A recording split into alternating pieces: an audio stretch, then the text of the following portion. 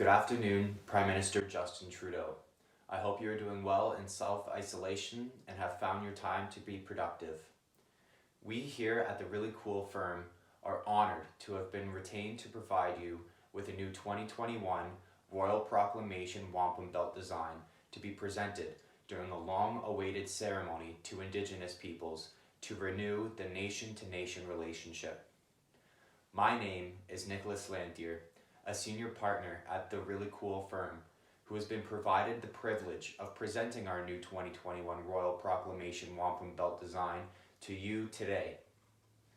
In developing this new wampum belt design, the one you can see on the screen now, we greatly considered the importance of signifying this renewed relationship and reflecting the commitments of Canada.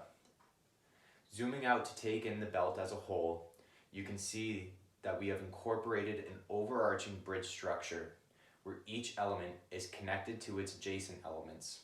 In designing the belt, we chose this overarching bridge structure to symbolize that any treaty made between Canadian and Indigenous legal traditions should hold both value systems valid and equal. At the far ends of the belt, 20 and 21 are included to represent the year which this ceremony took place, to remember the date of this renewed relationship.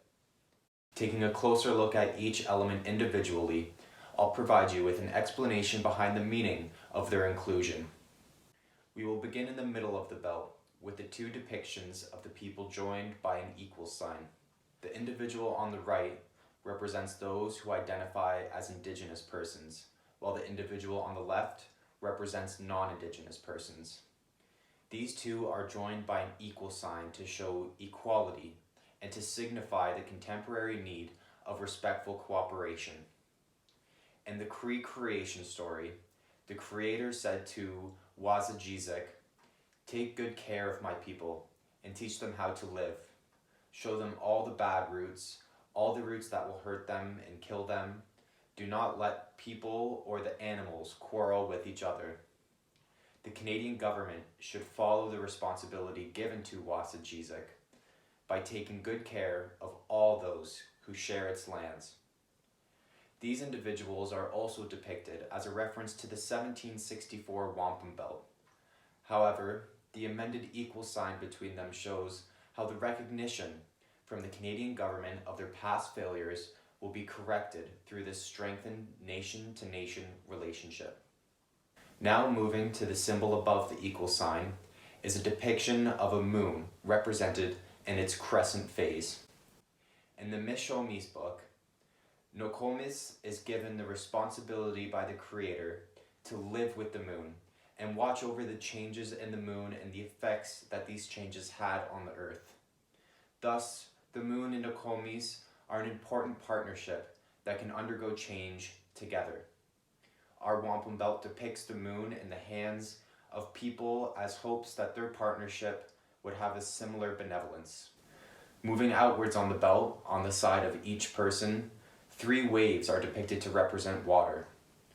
The water symbolizes multiple representations, which is why it is placed both on the sides of the Indigenous and the non-Indigenous persons. The water next to the Indigenous person represents the spiritual uses of the element and its importance as an actor of natural law. This water also represents the Anishinaabe ceremonial movement called water walking, where participants will walk around bodies of water. Water walking is a ceremonial initiative undertaken to raise awareness about the recovery and discovery of knowledge related to the fabric of human existence. Here, the importance and protection of clean waters is emphasized. This emphasis leads us to the representation of water next to the non-Indigenous person. This water is depicted on the side of the belt as Indigenous waterways have been entangled in colonial capitalist resource exploitation across Canada. The water's depiction acts as a representation of the Canadian government acknowledging their wrongdoings and their restoration work on the First Nations water crisis. Here, I would like to take a few seconds to reiterate the importance in understanding this issue to highlight its important inclusion on our belt. The First Nations water crisis over the water quality in Indigenous communities stands paramount in its inconsistency with the spirit of reconciliation. As you are aware, when the water quality of a community is poor, Health Canada issues one of 3 water advisories. First Nations communities across Canada have been disproportionately affected by these advisories, with some communities living under the conditions of one of these advisories for decades on end. This means that there are families and children who have never experienced what it is like to live with clean and safe drinking water from their home, a privilege you and I may take for granted every day. While you know large investments were made to mitigate these problems in 2016, it is important to understand that these investments did little to improve conditions, as would further monetary contributions. This is because funding is only a factor of the poor water quality in First Nations.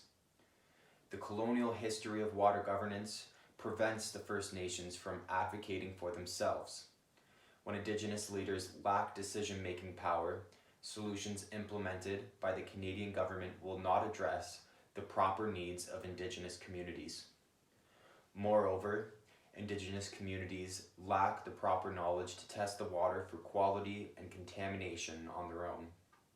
Indigenous communities have been disenfranchised and reliant on the Canadian government, which only perpetuates the unequal colonial power dynamics that harm Indigenous lives.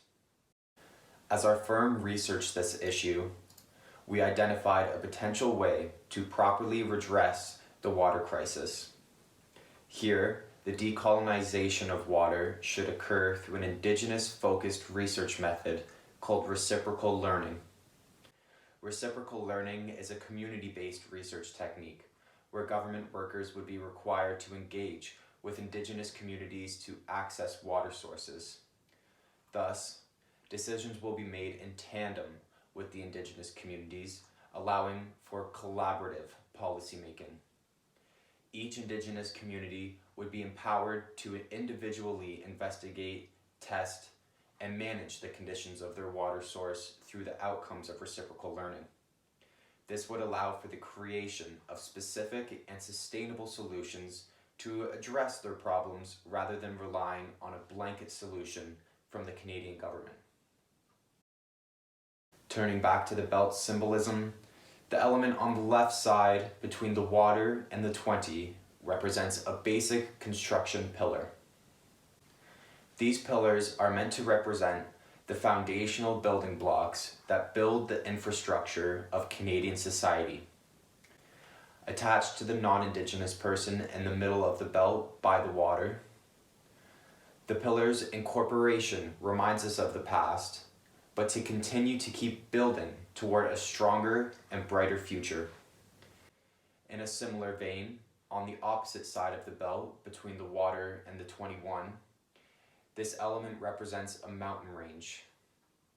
Professor Tasha Beeds of the University of Windsor, Ontario, speaks about the importance of mountains in natural and spiritual law as places of ceremony where Indigenous persons ask for blessings. Thus, the mountains represent Indigenous societies as its depiction invokes sacred harmony. Returning to the belt as a whole, it can be seen that the non-Indigenous society and its lessons from the past, as represented on the left by the construction pillar and the non-Indigenous person, shall be viewed as equals to Indigenous societies, as represented on the right half of the belt by the mountain range and the Indigenous person.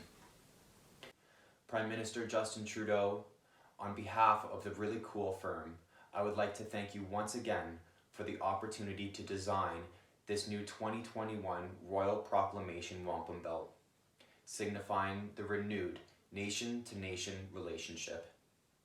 Thank you very much for your time. It will be a pleasure to meet you in person at the ceremony later this year. Thank you.